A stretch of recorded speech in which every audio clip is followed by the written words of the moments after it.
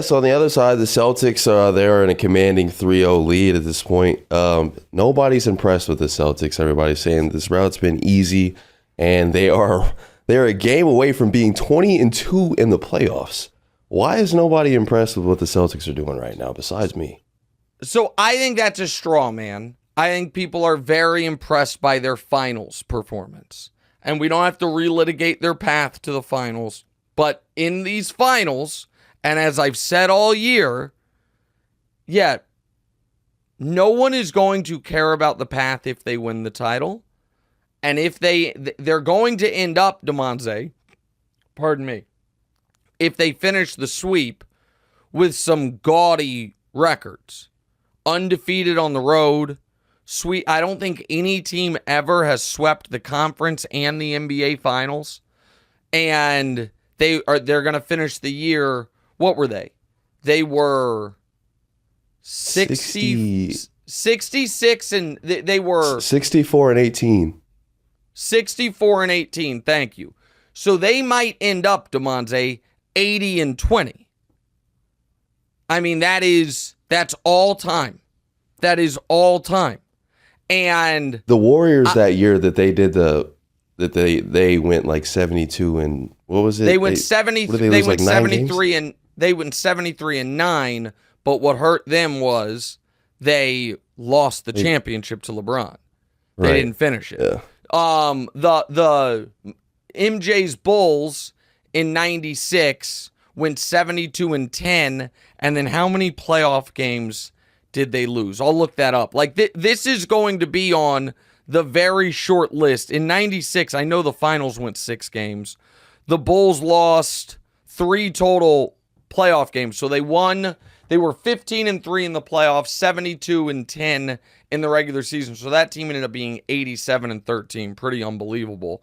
The next year, by the way, that Bulls team ended up being, they were 69-13 in the regular season and then lost 4 games in the playoffs. So that team was 84-17. So it's the record and the metrics are going to say this is an all-time team. We can get to that part in a second. First, let me give them their flowers. I actually think so here's the other thing that I find so interesting about the Luka conversation and the conversation of this series. The Mavs are not losing because of their defense. They're just not. Well, you can show me as many clips as you want. The fact of the matter is, if going into these finals, you had told Jason Kidd the Celtics are going to score 107, 105, 106, he would say, sign me up for it. The Celtics offense, because they haven't had that red hot from 3 game, like, shooting 40% on 40 attempts, because they haven't had until last night the simultaneous Tatum and Brown scoring explosion game, and when they got it last night, they didn't really get help from the other guys. The Celtics offense has just been okay, despite whatever issues the Mavs defense has. The reason the Celtics are in this position is the Celtics defense, their scheme, and their personnel has been legendary.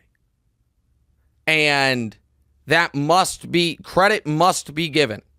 You forced Kyrie Irving into 2 impossibly bad games. You frustrated Luka enough last night to where you're up 20 and he's pressing in the fourth quarter. And the Celtics defensive personnel last night without Kristaps. I mean, the Mavs were up 25-12, and then the Celtics were up 21. So in basically a 2.5 quarter span, the Celtics what's that? So they were up 13. They had a 34-point turnaround. I mean, it was a 79-45 run, if you will, in the middle of this game. They held the Mavs last night. How many points did the Mavs have at halftime? The Mavs 51. at halftime had 51. Yeah. So they held the Mavs last night to 51 in the first half, 19 in the third quarter, which is when the game was decided. And then the Mavs obviously went on that little run. But you have held the Mavs under 100 every game these playoffs. Like, I'm gonna try to look this up very quickly. I should have looked it up before, but this is where I'm trying to give Boston credit because they deserve it. Did the Mavs have 3 straight games under 100 points all year going into this? I'm looking it up right now. So this is pretty remarkable, all right? If you remove the final 2 games of the year, and I'm doing this in real time, if you remove the final 2 games of the year when the Mavs rested everybody, they scored less than 100 points. 1, 2, 3, 4, 5. 5 times all season in the regular season. In the playoffs, there's a 147 in there. Yeah. In the playoffs, the Mavs going into this series had been held under 100 4 times. Back to back once. So going into the NBA Finals, the Dallas Mavericks had been held under 100. Again, let's just throw out the final 2 games of the year when they were resting everybody. They had been held under 100 going into the playoffs 5 times. Going into the finals, you include the playoffs, they've been held under 100 9 times. Back to back once, the first 2 games of the Clippers series, and they actually won game 2. And they have now been held under 100 3 straight games.